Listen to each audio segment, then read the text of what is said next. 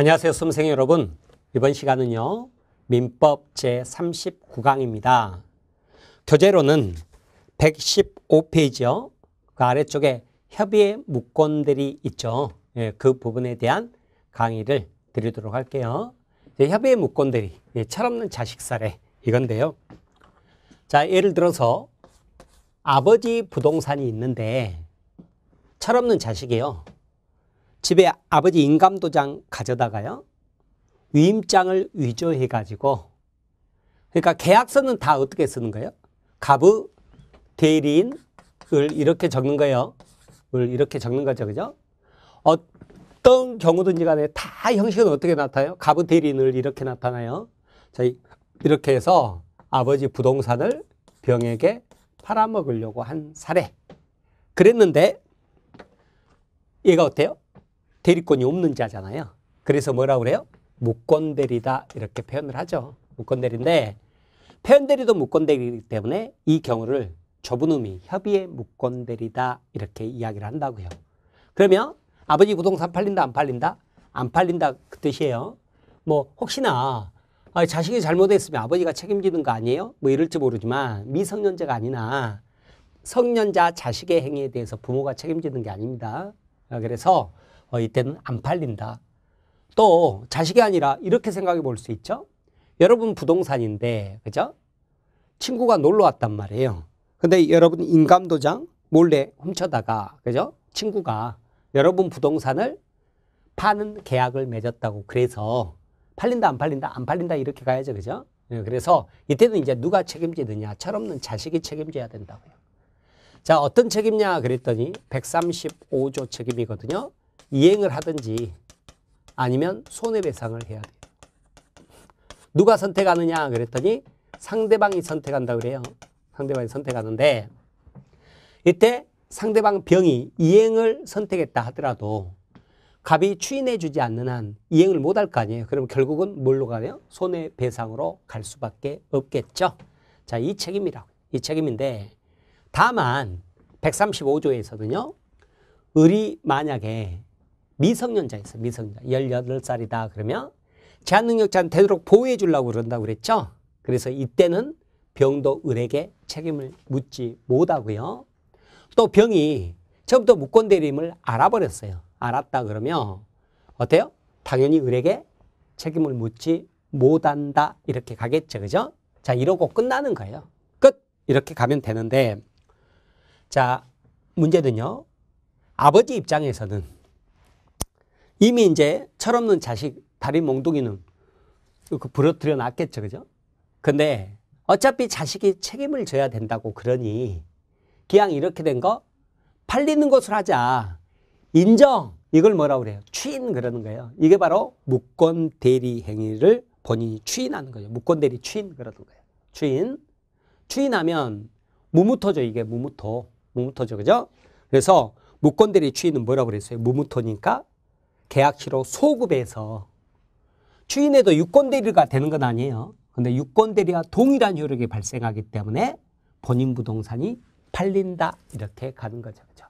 그러면 추인은 누구에게 할 수 있느냐 그랬더니 자, 을에게도 할 수 있고요. 병에게도 할 수 있고요. 만약에 정에게 팔렸다 그러죠. 그죠? 정에게도 추인할 수 있다 그래요. 추인할 수 있다 그래요. 다만 을에게 추인했는데 병이 모르고 있어요. 모르고 있다 그러면 병에게 추인의 효과를 주장할 수 없다 그래요. 그러니까 을에게 추인했을 때는 을이 쪼록 달려가서 아버지가 추인했는데요. 이랬을 때만 추인의 효력이 발생한다 그 말이에요. 자, 그러면 이제 추인할 수 있기 때문에 상대방은 아버지한테 물어볼 수 있잖아요. 그죠? 그러니까 을에게 135조 책임을 묻기 전에 혹시 추인할 마음이 없냐 물어볼 수 있죠. 그죠? 물어보는 걸 뭐라 그래? 최고 그러는 거죠. 최고. 최고할 수 있는데 최고는 을에게 하는 게 아니라 갑에게 하는 거죠. 그죠? 추인권이 있는 갑에게 하는 건데 자, 이때 아버지가 대답이 없더라 그 말이에요. 대답이 없다. 최고인데 대답이 없다 그러면 자, 뭐라고 그랬어요? 민법에서는 최고했는데 대답이 없다 그러면 현재 상황에 변화가 있으면 안 된다고 그랬죠. 그러니까 이거는 추인한 거예요. 거절한 거예요. 거절한 거다 그렇게 보는 거죠. 그죠? 묵시적으로 거절한 거죠. 그죠? 그러니까 거절도요. 적극적으로 거절할 수 있지만 이렇게 묵시적으로 거절할 수도 있는 거예요. 그러니까 거절도 누구의 권리예요? 거절도 누구의 권리예요? 본인의 권리죠. 그죠? 본인의 권리. 거절도 누구에게 할 수 있어요? 을에게 할 수도 있고 병에게 할 수도 있고 그렇게 가는 거죠. 자, 이렇게 보는 거예요. 자, 그런데 이제 한 가지 더. 상대방 병으로서는 무권대리라고 그러니까 에이 귀찮다. 없었던 일로 해. 이렇게 할 수 있어요. 이걸 철회라고 그래요. 철회. 자, 철회는 을에게 할 수도 있고요. 갑에게 할 수도 있어요. 이 철회. 이게 철회인데 여러분 철회는요. 세모 이렇게 아세요. 세모다. 제한이 있단 말이에요. 제한이 있어서 처음부터 무권대리임을 알았던 자는 철회하지 못합니다. 철회하지 못하고요. 그다음에 두 번째 추인해버리면 철회할 수가 없어요. 그래서 어쩌냐면 자, 갑이 을에게 추인했는데 병이 모르고 있으면 아직 병에게는 추인의 효력이 발생하지 않았다고 그랬죠? 그러니까 그때는 철회할 수 있다. 자, 이렇게 화살표 방향이 중요하고요. 중요하고 철회는 세모가 두 개죠. 그죠? 제한이 두 개 있다. 이런 식으로 연결시켜서 생각하시기 바랍니다. 자, 한 가지 더요. 그런데 갑이 사망해버렸어요. 갑이 사망했어요. 그러면 자, 무권대리인이 본인을 상속했겠죠. 단독 상속했다고 생각해 보세요. 그때 무권대리인이 본인의 지위에서 거절할 수 있느냐 그 말이죠. 그죠? 그랬더니 이거 거절하지 못한다 그래요. 그러니까 추인해 줘야 돼요. 왜 그러냐면 어차피 자기가 책임져야 될 일이잖아요. 그런데 본인의 지위를 자기가 상속했다고 그래서 본인의 지위에서 거절하는 것은 신의성실의 원칙에 반한다. 이게 우리 판례 내용입니다. 자, 그런데 이때 이제 여기서 이제 조금 더 들어가 보면 추인이라는 것도요. 명시적 추인도 있지만 묵시적 추인도 있는 거예요. 우리 민법에서는 명시적 의사표시뿐만 아니라 자, 묵시적 의사표시 다 구분 없이 다 인정합니다. 그래서 어쩌냐면 예를 들어서요. 을이 팔아버렸죠.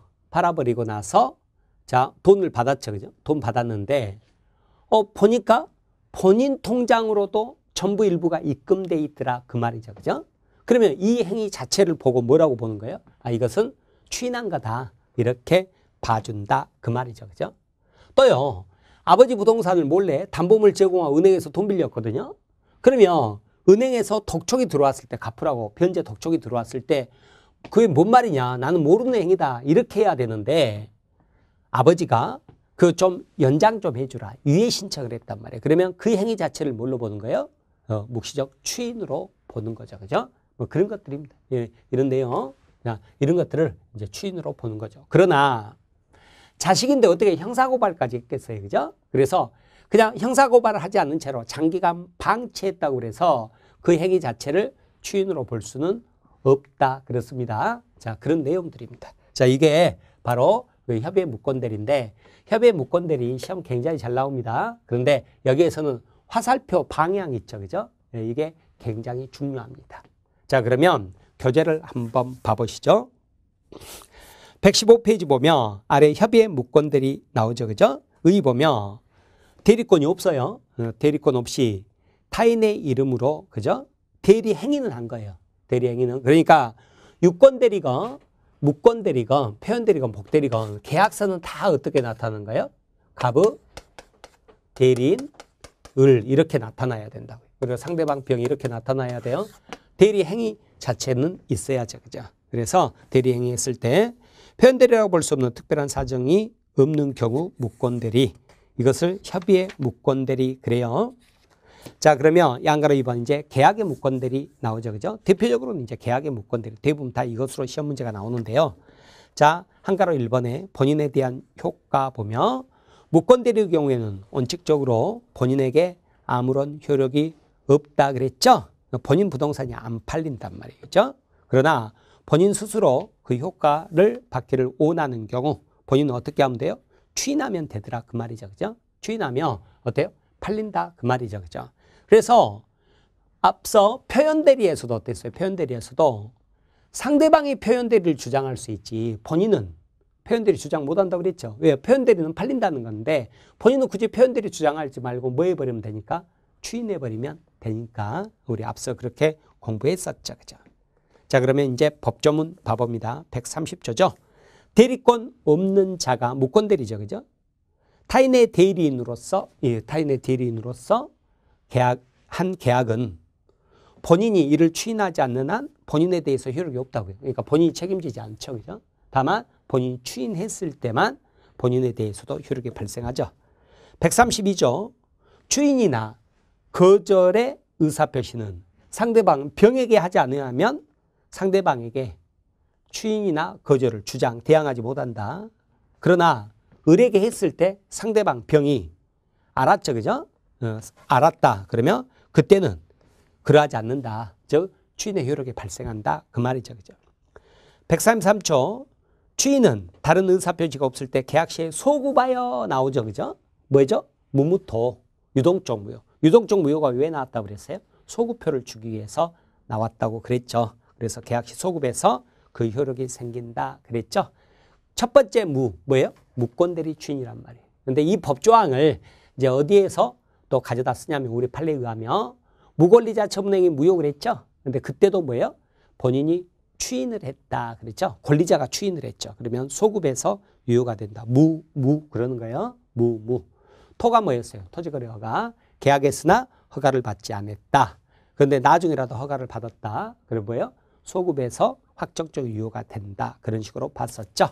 그러면 동그라미 1번 이제 본인의 추인권이죠. 그죠? 본인의 추인권인데 추인이라는 것은 기억번 의 나오죠. 그죠? 예. 두 번째 줄 오른편 보면 그 유동적 무효인 무권대리 행위를 확정적으로 유효하게 하는 의사표시 이게 본인의 추인권이라고요. 법적 성질 본인의 추인권은 상대방 병이나 무권된 을의 동의가 필요 없습니다. 동의가 필요 없고 자 일방적 의사표시만으로 효력이 발생하기 때문에 대신에 의사표시가 도달은 해야 돼요. 그래서 상대방 있는 단독행위고 형성권이다 그랬죠. 또한 추인은 사후 대리권 수여가 아니므로 추인했다고 그래서 무권대리가 유권대리로 바뀌는 건 아니에요. 다만 대리의 법적 효력이 본인에게 기속돼서 팔린다 그렇게 가는 것뿐이죠. 디귿번 상대방 추인은 무권대리인 누구예요? 을. 무권대리 행위의 직접 상대방 병 및 그 무권대리 행위로 인한 권리 또는 법률관계 승계인 정에 대해서도 할 수 있다 그랬죠. 다만 무권대리인의 을에 대해서만 추인한 경우 상대방 병이 추인이 있었던 사실을 알지 못했을 때는 상대방에 대해 추인의 효과를 주장하지 못한다 그랬죠. 1번 추인은 의사표시 요건을 갖춰야 되지만 특별한 방식이 요구되지 않으므로 명시적, 묵시적 모두 가능하다고 그랬죠. 다만 이제 중요한 게 있는데 추인은 인정이잖아요. 그러면 무권 대리로 했던 그 법률 행위를 그대로 추인을 해야지. 만약에 일부만 추인해버리거나 혹은 변경을 가해서 추인했다 그러면 이건 새로운 법률 행위 하자는 거죠. 그래서 그것은 상대방 동의가 없는 한 효력이 없습니다. 그래서 거기 밑에서 두 번째 줄 보면 추인이란 무권대리한 행위 효력을 그대로 본인에게 미치게 할 의도로 하는 것이므로 일부 추인이나 변경 추인은 그에 관한 상대방 동의가 없는 한 뭐라고요? 무효다 그랬죠. 그죠? 그러면 오른쪽 오시면 이제 관련 판례 나오죠. 그죠? 1번 묵시적 추인으로 인정해 준 사례란 말이에요. 1번 보면 동그라미 1번 무권대리인으로부터 을로부터 매매대금 전부 다 일부를 본인이 수령했다. 그러면 이것을 묵시적 추인으로 보는 것이고요. 동그라미 2번 무권대리인이 을이 아버지 부동산을 담보물로 제공하고 금원 그 돈을 빌렸단 말이에요. 차용한 금원 후 변제 기일에 채권자 은행이 그죠? 본인 아버지에게 변제를 독촉하자 본인이 유예를 요청한 경우 그랬죠. 그다음에 3번 본인의 아버지의 장남이 서를 위조해서 매매한 부동산을 본인이 어떻게 됐어요? 매수인에게 명도해 줘버렸다고. 자기가 열쇠를 넘겨줘 버렸어요. 그러면 이걸 뭐라고 그래요? 묵시적 추인으로 보는 거죠. 그러니까 10년간 아무런 이의를 제기하지 않았다. 이게 아니라 명도를 해줘 버린 거 있죠. 그죠? 그 행위 자체가 뭐예요? 묵시적 추인이 되는 거죠. 그러나 2번 추인으로 인정되지 않는 경우 나오죠. 1번 본인 아버지가 무권 대리를 알고 장기간 형사소추나 민사소송을 제기하지 않았다고 해서 추인으로 볼 수 없고요. 아들인데 어떻게 형사고소까지 하겠어요. 그죠?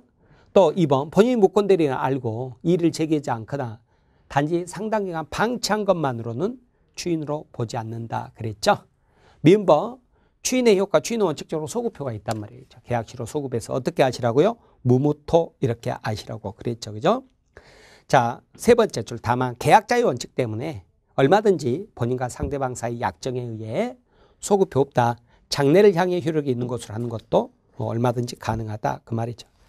자, 그 다음에 2번 보면 이제 추인 거절권 나오죠. 이것도 본인의 권리라고 그랬죠. 그죠? 본인의 권리다. 니은번 방법 보면 추인 거절의 상대방과 방법은 추인권하고 같았죠. 그죠? 같았다. 그렇게 보시기 바랍니다. 그렇게 보시고.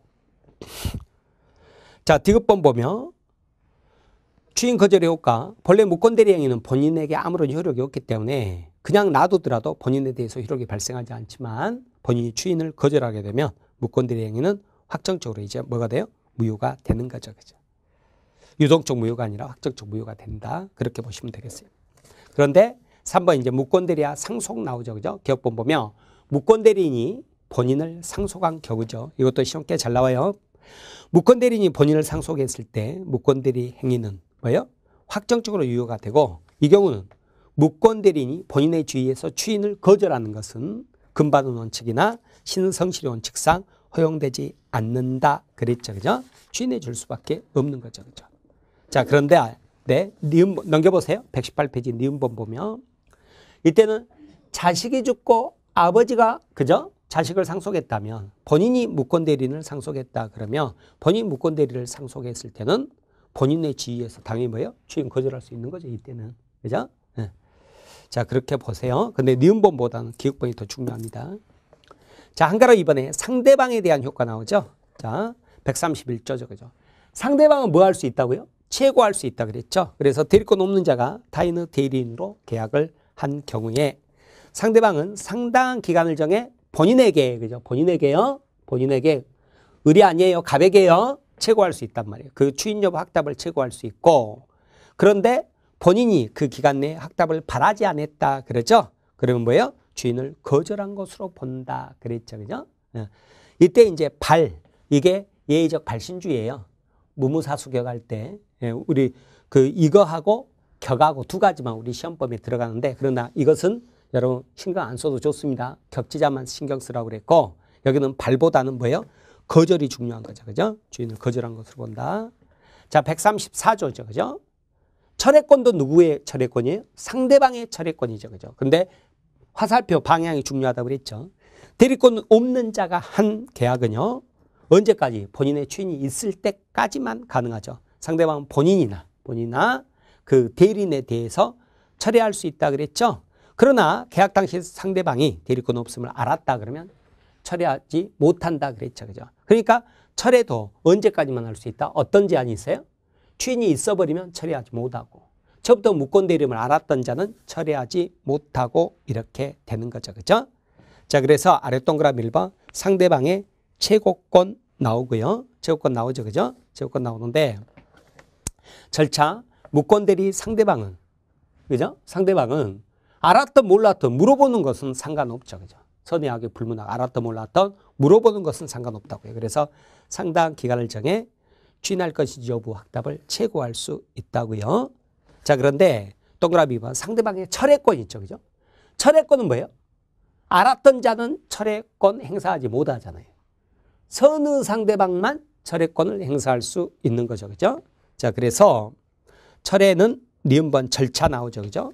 철회는 누구에 대해서 본인이나 무권 대리인에 대해서 할 수 있으나 자, 첫 번째 본인의 추인이 있기 전에 해야죠. 또한 선의 거기 무권 대리인이 아니라 뭐예요? 선의 상대방에게만 인정된다. 그렇게 고치세요. 나중에 저거 올려드릴게요. 죄송합니다. 실수해가지고 그랬어요. 그래서 선의 무권 대리인이 아니라 뭐예요? 선의 상대방에게만 인정된다. 그런 거예요. 뒷번 효과 보면 철회를 하면 무권 대리 행위는 이제 뭐예요? 확정적으로 무효가 돼버리죠. 따라서 철회를 해버렸으니까 철회해버렸죠. 그랬으니까 이제 본인은 뭐예요? 추인할 수 없겠죠. 그죠? 그리고 상대방도 뭐예요? 철회해버렸으니까 철회해버렸으면 무권 대리인에게 책임을 물을 수 없다. 그랬죠. 그죠? 자, 그렇게 보시기 바랍니다. 자, 그러면 이제 이도저도 아니다. 그러면 결국 누가 책임진다? 무권 대리인이 책임입니다. 어떤 책임? 135조 책임이죠. 1항 보면 다른 자 대리인으로서 계약을 맺은 자가 그 대리권을 증명하지 못하고요. 또 본인의 추인도 받지 못했죠. 그죠? 그럼 누구 선택에 따라?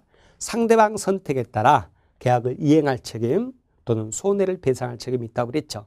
다만 2항 대리인으로서 계약을 맺은 자에게 무권 대리인에게 대리권이 없다는 사실을 상대방이 알았거나 알 수 있었죠. 그죠? 그러면서도 계약을 했다 그러면 135조 책임 물을 수가 없는 거고 또 대리인으로서 계약을 맺은 사람이 무권 대리인이 제한 능력자죠. 그죠? 18살이다 그러면 항상 보호해 주려고 한다고 그랬죠. 그래서 이때는 1항을 적용하지 않아요. 135조 책임 물을 수 없다 그 말입니다. 자, 그렇게 보시기 바랍니다. 자, 오른쪽 오시면 동그라미 1번. 이제 결론적으로 누가 책임져야 돼요? 무권 대리인이 책임지는데 이때 무권 대리인이요. 나 친구가 나 꼬셔가지고 혹은 내가 친구한테 속아서 이렇게 했다. 가출하려고 뭐 이렇게 팔고 가출하려고 아버지 부동산 했다. 그러니까 나 책임 없다. 이럴 수가 없다고요. 무과실 책임이라고 그래요. 자, 그래서 거기 보시면 거기 비읍번에 뭐가 나와요? 무권 대리인의 과실은 필요 없는 무과실 책임이다. 그랬죠. 그죠? 무과실 책임이다. 그랬죠. 그죠?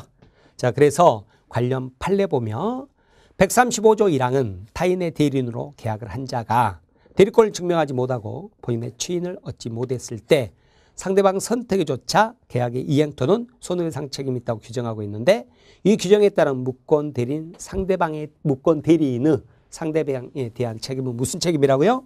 무과실 책임으로서 대리권 흠결에 관하여 대리인에게 과실 등 기책 사유가 있어야만 인정되는 것이 아니고 무권 대리 행위 자체가 제3자의 기망이나 그죠? 친구가 꼬셔가지고 혹은 속여가지고 혹은 문서이조 등 위법 행위로 야기됐다 하더라도 무권 대리인의 책임은 부정되지 않는다. 책임을 져야 된다. 그 말이에요. 자, 그렇게 보시기 바랍니다. 자, 한가로 4번 보면 이제 본인과 무권 대리인 사이 효과죠. 그죠? 본인은 추인이 없죠. 그죠? 추인이 없으면 본인과 무권 대리인 사이에는 안 팔리니까 아무런 법률 관계가 생기지 않죠. 그죠? 다만 본인이 이제 추인을 했죠. 그러면 팔렸죠. 그러면 어때요? 팔렸으니까 매매 대금 나에게 줘 할 수 있어야죠. 그죠? 그래서 일반 원칙에 따라 무권 대리인에게 부당이득이나 불법행위 책임을 물을 수 있다. 그랬죠. 그죠? 자, 그렇게 보세요. 양가로 3번 단독행위 무권 대리 나오는데요. 이것은 예전에 그 지문으로 한번 나온 적이 있는데요. 그냥 X표 치고 여러분 공부하지 마세요. 이런 거 몰라도 학교 갔는데 전혀 지장 없어요. 알겠죠? 자, 이렇게 보시면 우리 협의의 무권 대리 이렇게 끝났죠. 그죠? 끝났다. 이렇게 보시기 바랍니다. 자, 그러면 우리 이제 그 대리 부분이 끝났잖아요. 대리 부분이 끝났는데 그 가장 중요한 게 뭐라고 그랬어요? 이 부분이라고 그랬죠? 이것을 꼭 알고 결론을 안 다음에 그 다음에 하나씩 이렇게 끊어서 공부하시길 바래요. 대리는 두 문제 꼭 나옵니다. 많이 나오면 세 문제도 나올 수 있는데 두 문제도 꼭 나오기 때문에 여러분 꼭 공부를 하셔서 나오면 맞추시기 바랍니다.